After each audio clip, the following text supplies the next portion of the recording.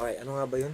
Ayun, meron tayong realization nung mga nakaraan na tungkol sa pakikitungo natin towards others or pakikitungo ng others towards us ay hindi palaging dahil sa ginawa ko o hindi ko ginawa. Kung hindi, most of the time, the way we interact with others ay nakadepende sa what's happening inside us. Depende sa Sa mood, mood natin. current state of mind. Ah, Hindi talaga sa people around you.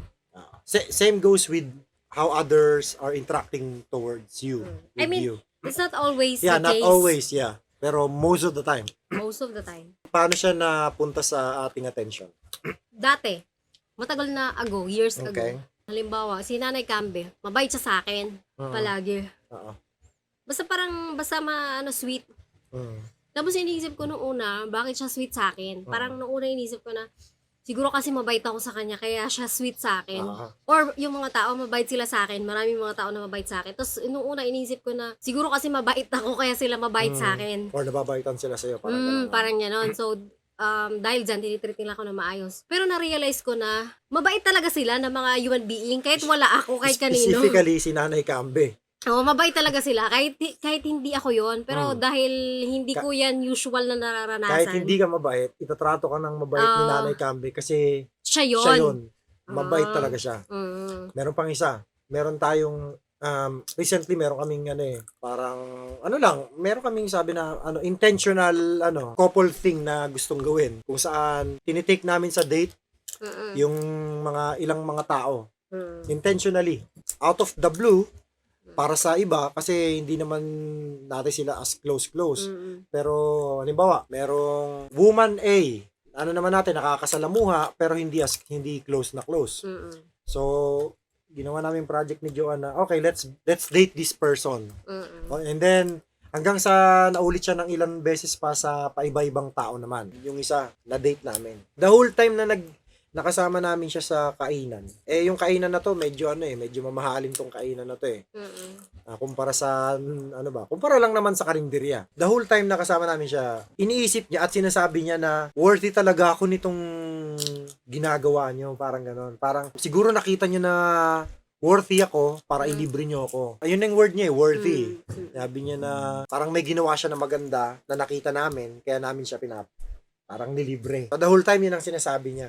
Kaya yan yung nag-brought sa attention ko yan na no, hindi. Hindi ko sinabi sa kanya to, sa isip lang namin na hindi. Ginagawa namin to kasi gusto namin tong gawin towards you. Hindi dahil sa kung ano man yung ginawa mo or hindi mo ginawa. It's just something na gusto namin gawing mag-asawa. So doon, di ba kasi yung goal natin is to intentionally serve others. Di ba? Madalas naman nagsiserve tayo kapag dumarating lang sa way. So parang isa sa mga convenient. So isa sa parang ginol natin is to really reach out.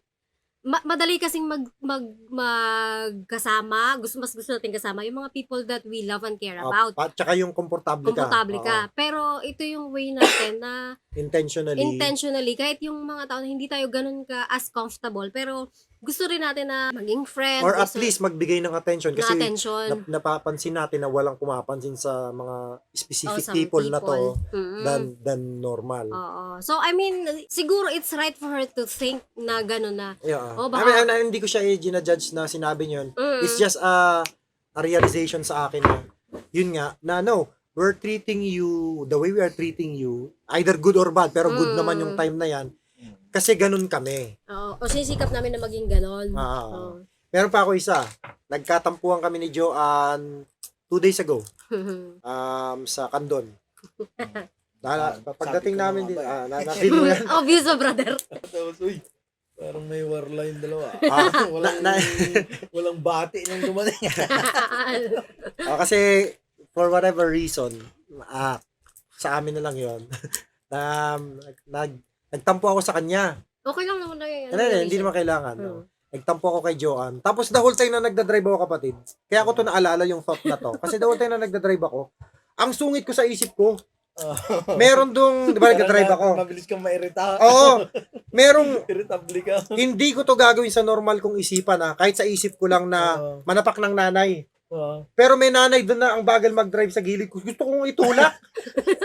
Tapos doon ko naisip, yun nga, doon ko naisip na, ganito ako ngayon towards her. Pero that doesn't define who I am. Kasi mabait ka naman. Oo. Most of the time. All the time. Pero kung ikaw yung nasa shoes ng nanay ko, wari, ginawa ko yung pangit na bagay na yun, isipin mo na, anong kasalanan ko?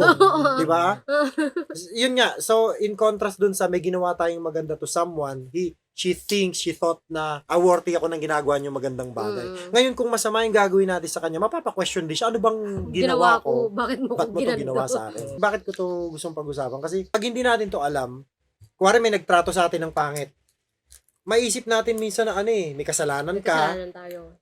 Tayo dahilan. O tayo yung dahilan ba't siya nag-act ng ganun. Which is, totoo din naman yun. in some cases, oo. Pero in general, may ginagawang pangit sa isang tao, most of the time, kasi pangit yung sitwasyon niya or yung kung ano man yung state ng isipan niya. Sa mga oras na yun. Ayan ay opinion lang. Hindi pa siya tuldok. Pero yun ang thought ko so far about it. Parang ako, minsan gusto kong, yung nanay ko, pag sahod ko, pagbilhan ko nga ng ganito. Ganun. Pero yung feeling nila, dahil may sakit sila, binibilang ko sila. Hindi. Mayroon ako Mayroon ako ngayon Nakaluwag. Wala, hindi pa dumating yan. Nasa na. isip ko na yan Nabibilang ko sila ng ganito Dahil meron ako. Kasi pag wala naman ako wala. wala ganun lang. Parang ganun din So, madalas talaga yung the way natin na mag-react towards others. Madalas, kaya kasi sinasabi madalas, hindi lagi. Pero madalas, kung ano yung sitwasyon natin. Kasi if you're having a bad day, mainit din ang ulo mo kahit walang mga kasalanan yung mga tao sa'yo. Parang madali kang mairita. Madali kang mairita. Pero kung masaya ka, mabilis basta sunshine lahat, parang tapos mabilis mangako ng kahit ano. Kaya nga sabi, 'di ba? Huwag kang mangako kapag masaya ka at huwag kang mangako pagkagalit ka rin. Hindi, yung kapag gagalit ka, huwag kang magsabi ng mga words, magbitaw ng mga salita. Tama. Kasi ang feelings mo nababago. Halimbawa ngayon, ito nga sabi, ang tao na mayroong integrity ay kaya niya i-keep yung mga sinabi niya nung masaya siya kahit wala na yung feelings. So, 'di ba? Ibig sabihin, kapag ka masaya ka, mas marami kang mga gustong gawin. Pero sa normal days, kaya mo bang i-sustain yun? So, basically, depende yun sa state ng being mo ngayon. Pero kung ikaw ang tao na masayahin ka lang palagi, pero may mga days naman, 'di ba? Nakagaya nung last time, kagaya sabi ni Madama, nakita niya na hindi kami parang hindi kami nagbati kasi hindi kami friends nung araw na yon, parang gano'n. Pero hindi siya everyday. Yung example na yan, nakatulong kapatid na hindi ka ma-offend sa amin nun. Kasi kilala mo kami. Pero kung hindi mo kami kilala, maisip mo na, di ba? Ko sa kanila. Yun ang pinakapunto ko na may mga times na, kuwari, sabi natin masasamang bagay, no? Merong someone na pinagsisigawan ka sa mukha mo. Diba? Madalas magre-react tayo agad, siyempre, normal yan, na tirahin mo rin o banatan mo rin. Pero kapag kumalma ka na at lumipas na yung panahon, ma-realize mo, hindi. The whole time na pinag-aaway ka nito at kung anong pinagbabato sa'yo na pangit at sinabi na pangit. Kasi yun ang state niya. Sabi mo namang bitter, ayokong gamitin yung word na yan, pero yun nga, yung bitterness ng mga tao ay lumalabas yun at minsan tayo yung nakakasalo nun. Kaya it makes sense sa tingin ko na, hindi naman natin maiwasan of course na maging malungkot. Pero gusto natin lagi na sana kung pwedeng maging masasayahin tayo ng mga tao. Nang sa gayon, yung sunshine natin, kakabaliktaran ng bitterness, matalsikan ng sunshine yung kung sino man na makakasalamuhan natin.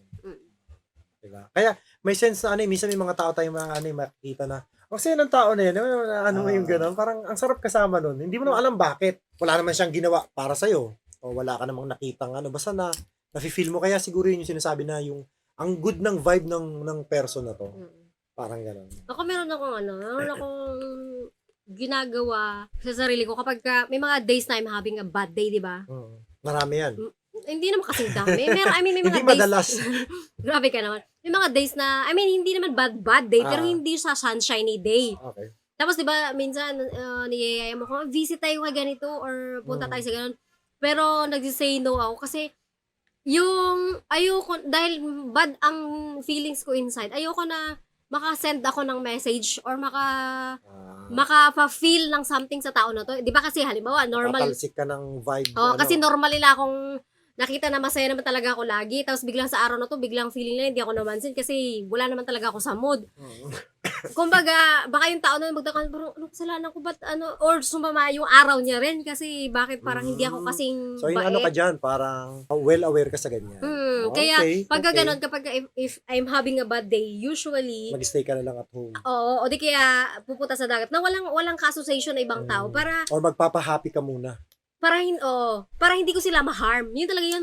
Conscious ako dyan na I applaud you para sa ganyan. Ako, hindi ako well aware sa ganyan. Kasi, ako aware ako sa ganun. well, dahil nabigay mo na sample yan, nalungkat ko lang ngayon sa isip ko na siguro kasi may mga times na I can take control naman. May mga times na gano'n na kahit na, okay, I'm having a bad day, pero kaharap ko na si Arman eh. Hindi ka mag-shift ng mood.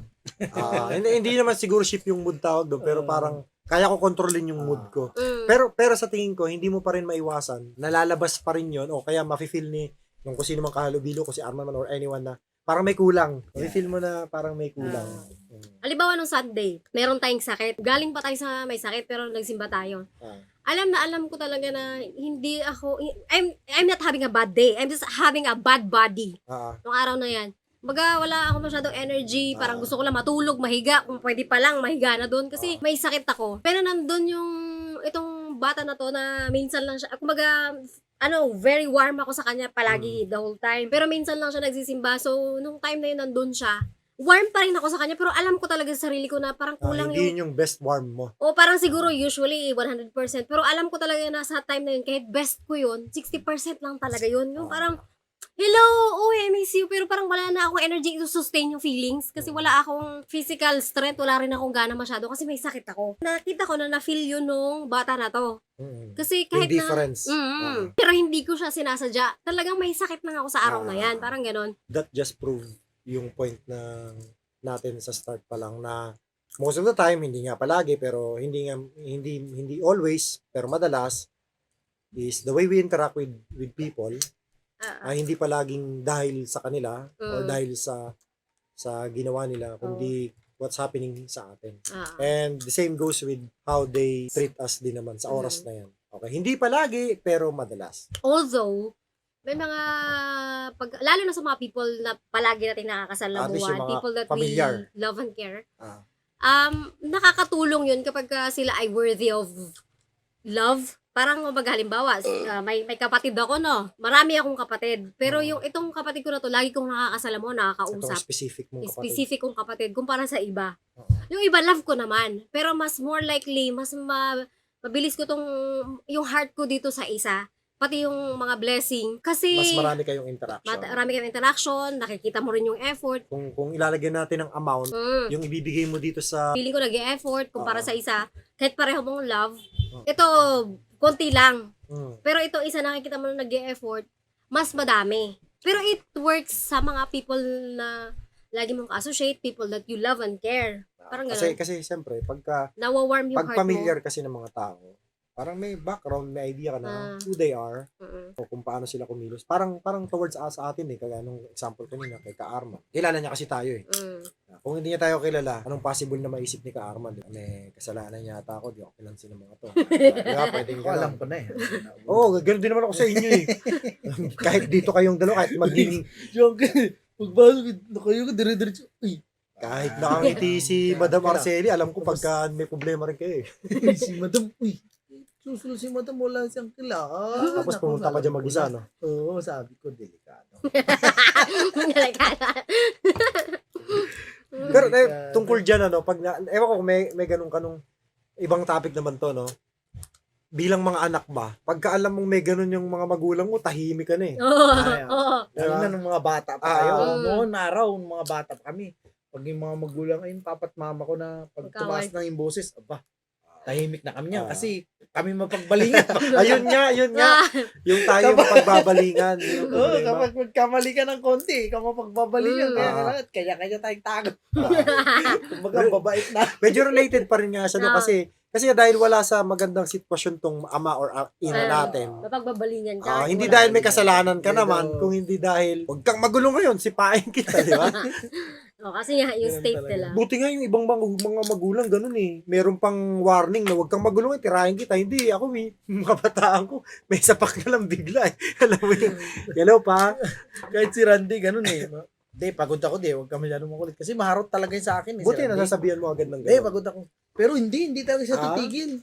Kailangan harutin mo muna siya. Isang beses, saka siya titigil sa'yo na Hindi ka niya guguluhin. guguluhin. Alright, thanks for tuning in with us. This has been Rambo. And this is the beautiful Joan and artist Joan. Wow! Wow! Kung hindi nyo na paalam, yung last namin na video is doon nagpe-painting si Joan ng mukha Daisy. siyang sa unang tingin mukha siyang Sunflower. sunflowers. Pero totoo daisy 'yon na dinamitan ng sunflower. Anyway, this has been Kwentuhan with Rambo and Joan with Ka Arman With sa Tito Oras Ako. Arman. With Ka Tito Arman. Cheers. Cheers!